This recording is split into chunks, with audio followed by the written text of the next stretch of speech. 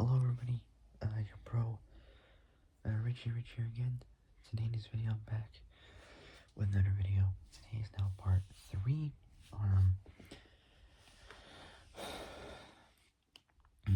part 3 on Halo Combat Evolves.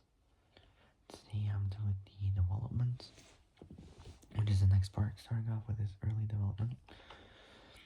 So, before I start, make sure you all like the video, subscribe. So like the video, subscribe, comment down below what you guys think. Hit the notification bell, and hit all so you literally don't want to make brand new uploads. Alright, so without any further ado, let's begin. So the next part is development, starting off with this early development. Here we go. So,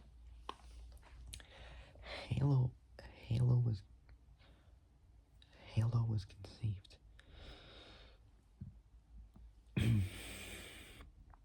Halo was conceived as an indirect successor to Bungie's previous first-person shooter games, Marathon and Marathon 2, Durandal, which they came out. The first one came out in 1984, and the second one, Durandal, came out in 1995.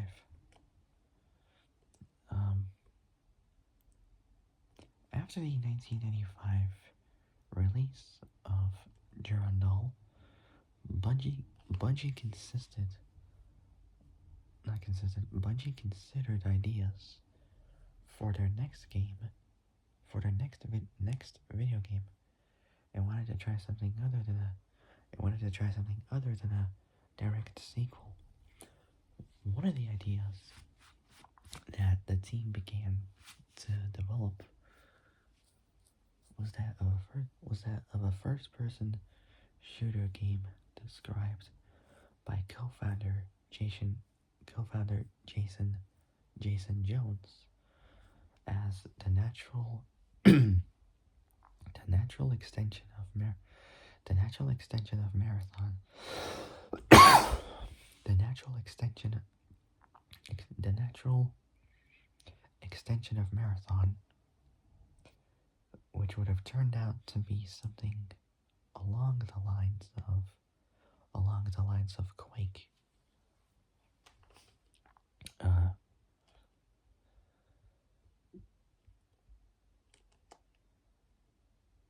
Which that came out in 1996. It's a video game, Quake, 1986. Concurrently, the team explored the concept of a vehicular combat game that featured tank battles in a futuristic setting, internally dubbed the Giant Bloody War Game. Jason started the design of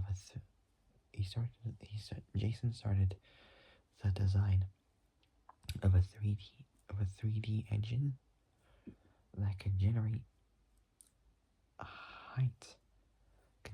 height mapped graphics to visualize elevated surfaces, and he eventually suggested that Bungie use the technology to realize the tank combat idea. The team was enthusiastic about that prospect and proceeded to cancel their first-person shooter project to commit the creation of the Giant Bloody War Game. Apologize. Kind of sounds vague. Kind of sounds like a curse word, but that's how it's called. I mean, I don't make up the name of the video game. They do. So, however, Jones struggled to implement a physics model to simulate vehicles in the game, which led Bungie to change their plans and develop the RTS real time strategy game, or RTS game, uh, Myth the Fallen Lords, released in 1997. Around this time, around this time, Bungie comprised around 15 people working in South Chicago, Illinois.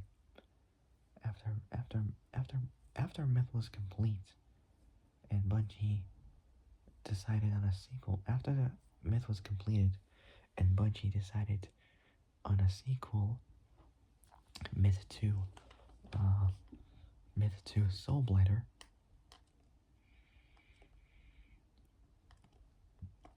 Myth 2 Soulblighter, 1988. Jones delegated its development to the company's other designers and resumed his work on a tech that hasn't been applied to the 1997 title. A group of 3 Bungie staff members, or staffers as they call it, began to develop an RTS with a focus on science fiction, um, realistic physics simulators, and 3D terrain. Early versions used both the Myth engine and isometric perspective. The project had the initial working title Armor, but was changed for being boring and for the project's dramatic changes from what was first envisioned. It was switched to Monkey Nuts, then Blam, after Jones couldn't bring himself to tell his mother the original name. Kind of odd, but apparently that's how it went. Anyways, experimenting with ways of controlling units, Bungie added a mode that attached the camera to individual units. The vantage point continually moved closer to the units as the developers realized it would be more fun for players to drive the vehicles themselves rather than have a computer do it. And controlling the vehicle, just that double tactical nature of load. A person could load a dude in, get a dude out, hands on the steering wheel. It was like, this shouldn't be an RTS game, recalled Seropian. By mid-1998, the game had been a third-person shooter. Peter Tamte, Tamte, Bungie's then executive vice president, used his contacts from his former position of Apple, the company that does like iPhones, iPods, iPads, all that kind of stuff, iMacs, MacBook Pros, said Apple to get lead writer Joseph Staten and project leader Jason Jones, an audience with CEO Steve Jobs. Says Steve Jobs. Steve, impressed, agreed to debut the game to the world at the 1999 Macworld Conference and Expo. Anticipation built from the unknown Bungie game. After reviews from industry journalists under non-disclosure agreements at the Electronic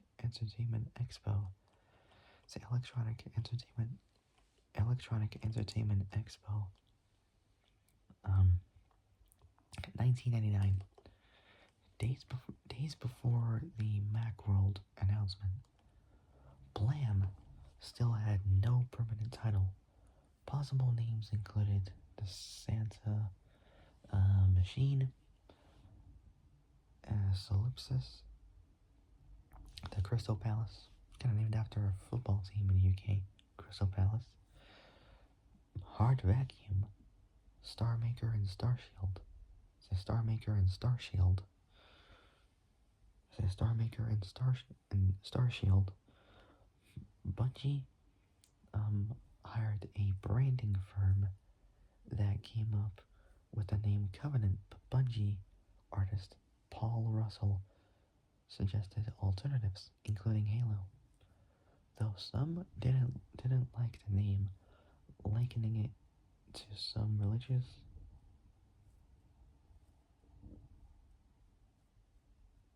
or women's shampoo. Designer Marcus Lehto said his last name is spelled Lehto. He said it described enough about what our intent was for this universe in a way that created this sense of mystery.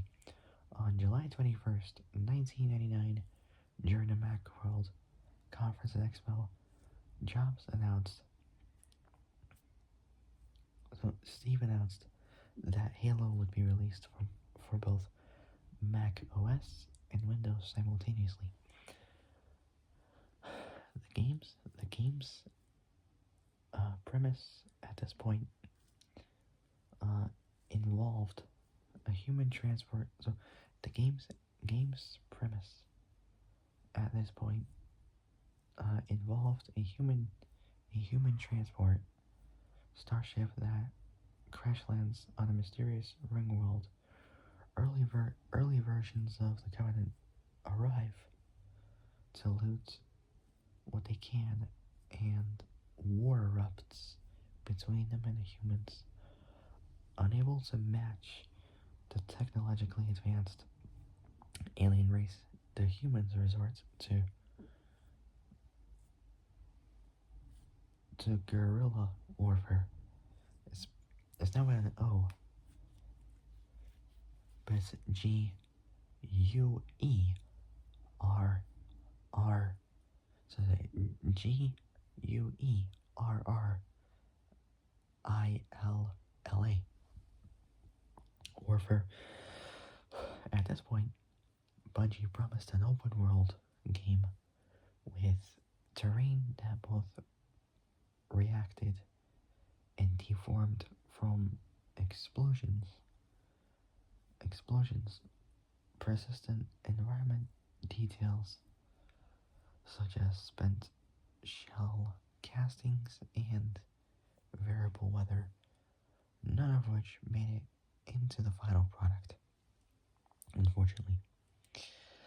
These early versions featured Halo-specific fauna, later dropped following design difficulties and the creatures'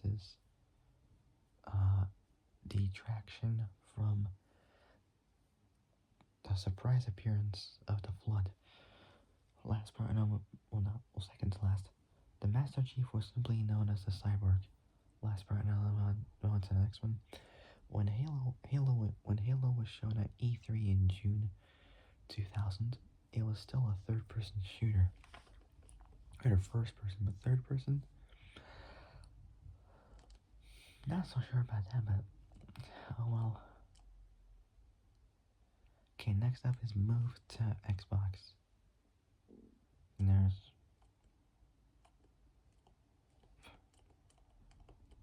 there's quite a lot, but let's do it. Okay, move to Xbox. Bungie's financial situation during Halo's development was precarious. Ahead of Myth 2 Soulblighter's release, Bungie was surviving on Myth sales and had missed release dates. They missed release dates. A glitch that caused Myth 2 to wipe the contents of the directory it was installed to was only discovered after 200,000 copies had already been produced for the December 1998 launch. Bungie recalled the copies and issued a fix, costing the company 800 grand, so $800,000. As a result, Bungie sold a share of the company and publishing rights to Take-Two Interactive. Still facing financial pressure, Peter Tomte contacted Ed Fries, the head of Microsoft Game Studios, about a possible acquisition. Ed was working on developing the software lineup for Microsoft's first game console, the original Xbox. He negotiated an agreement with Take-Two Interactive, wherein Microsoft gained Bungie and the rights to Halo, while Take-Two kept the Myth and Oni properties. Both Jones and Seropian pitched the purchase to the rest of Bungie as the way they could shape the future of a new game console. Microsoft announced its acquisition of Bungie on June 19th, the year 2000. Halo was now to be the tentpole launch game for the Xbox. In less than a year, Bungie had to turn Halo from a loose connection of gameplay and plot ideas into a shipping product of an unproven console to make players feel more connected to the action. Jason Jones pushed to turn the game's perspective from a third person to first person. A key concern was making sure the game played well on the Xbox's gamepad at the time. First person shooters on consoles were rare. Spearheading the efforts, designer Jamie Greisemer wrote code to discern player intent and assist the player's movement and aiming without being obvious. The game buffered player inputs so that the result was the desired player movement rather than the movement players were actually making. Other Bungie projects were scrapped and their teams absorbed into Halo in the rush to complete it. Grasimer said that after the Bungie team moved to the Microsoft campus in Redmond, Washington, he was so busy he didn't unpack his stuff for like half a year. 6 months. The designers prototyped encounters an enemy AI on the sandbox level B30. B30. The success of gameplay on this small chunk of the game energized the team, and B30 became the silent cartographer, the fourth mission. To make the release date, Bungie made drastic cuts to the game's features and scope. The open world plans were scrapped, and it became clear the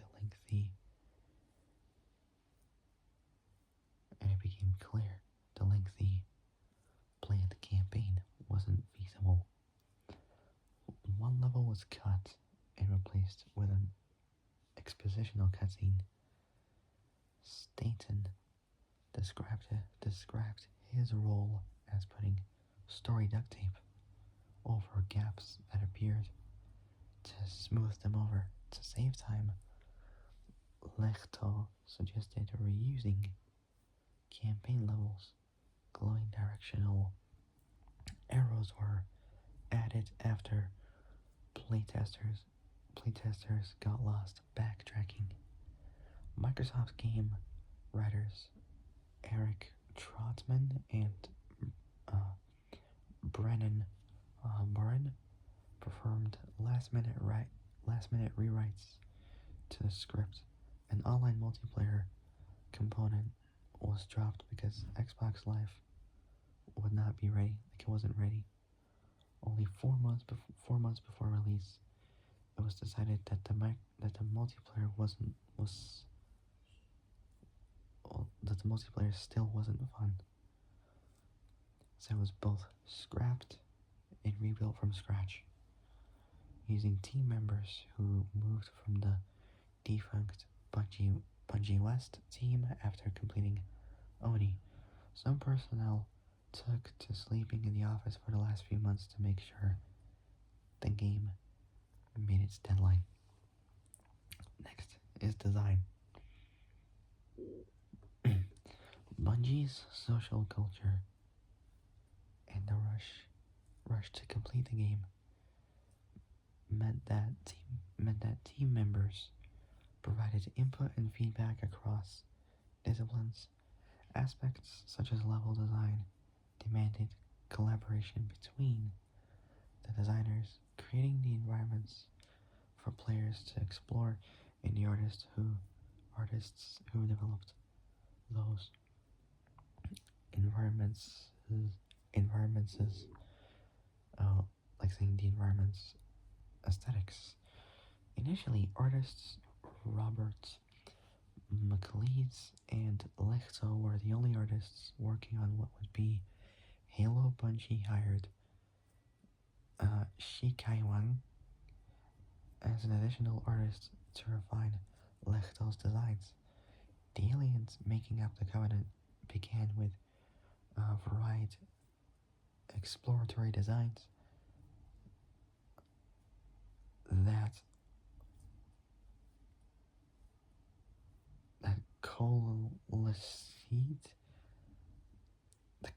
coalesced. I can't pronounce it, but it's spelled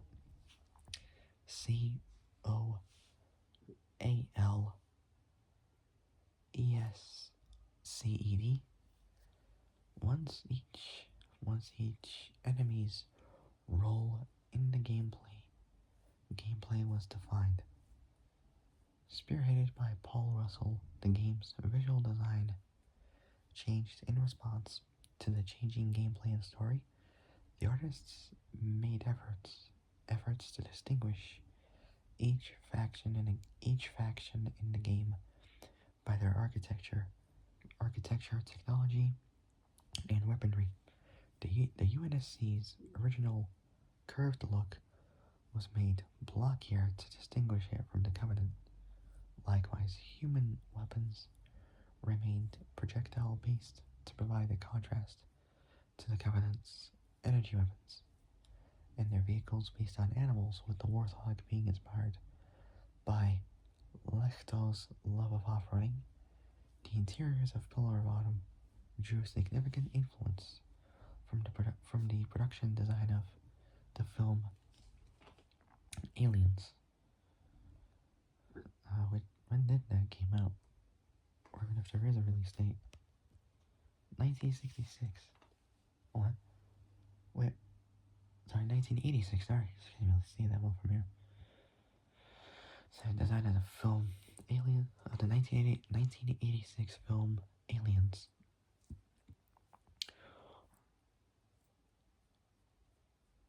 Organic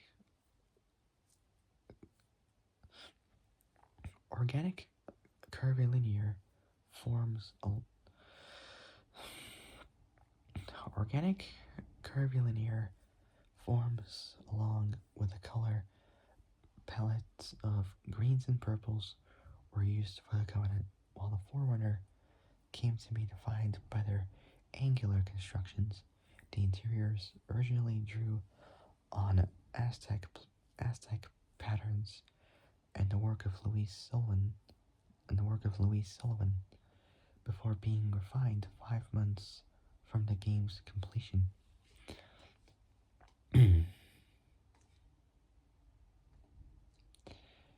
Okay, so last up is audio, and I'll end it there for now. Okay, audio. Composer Martin O'Donnell. So composer Martin O'Donnell and his company Total Audio were tasked with creating the music for Halo's Macworld debut. Stanton told Martin that the music should give a feeling of ancient mystery. Martin decided Gregorian chant would be appropriate and performed the vocals alongside his composing partner Michael Salvatori and additional singers. Because he didn't know how long the presentation would be,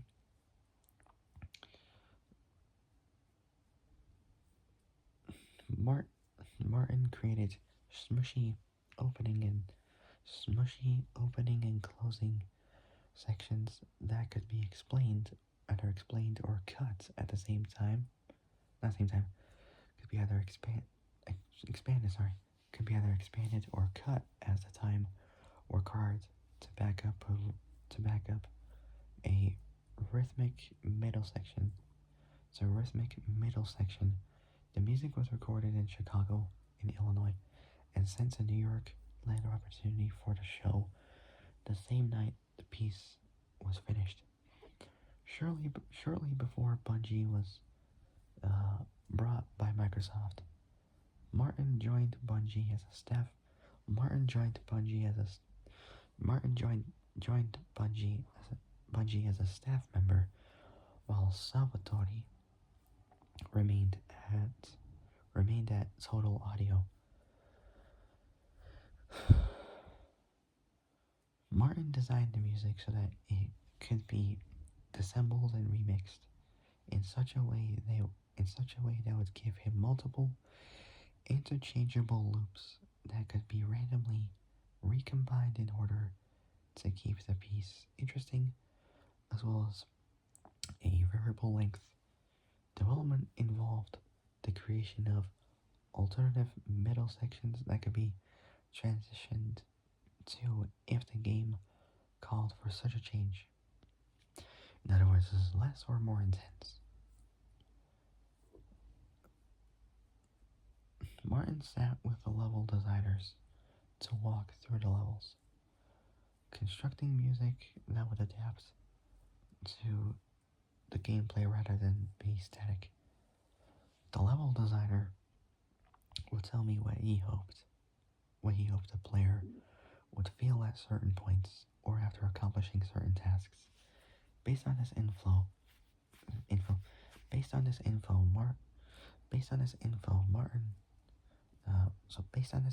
Martin would develop cues the designer could script into the level, and then him and the designer both would play through the mission to see if the audio worked. He made sparse use of music because he believes that music is best used in a game to speed up the emotional state of the player, and it works best when used least, and that if music's constantly playing, it tends to be sonic wallpaper and loses its impact when it's needed to truly enhance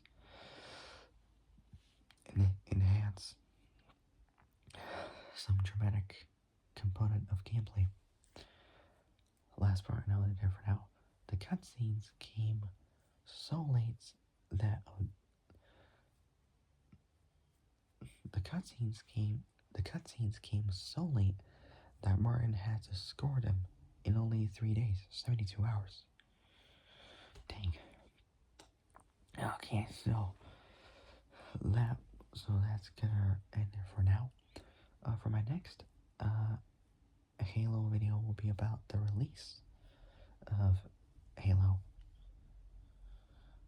And so yeah, so if you guys like this video, like and subscribe, comment, like and subscribe, comment down below what you guys think.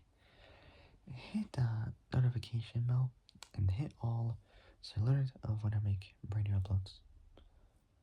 Alright, so yeah, for my next Halo video will be about the release of the game. So it will be about the release of the game. Alright, so that'll be it. I'll see you guys soon in the next video. But until then, stay safe, have a great afternoon, and I'll see you guys soon in the next video. So take care, folks. Stay safe out there. So take care, folks. Stay safe out there, and I'll see you guys soon. Bye bye.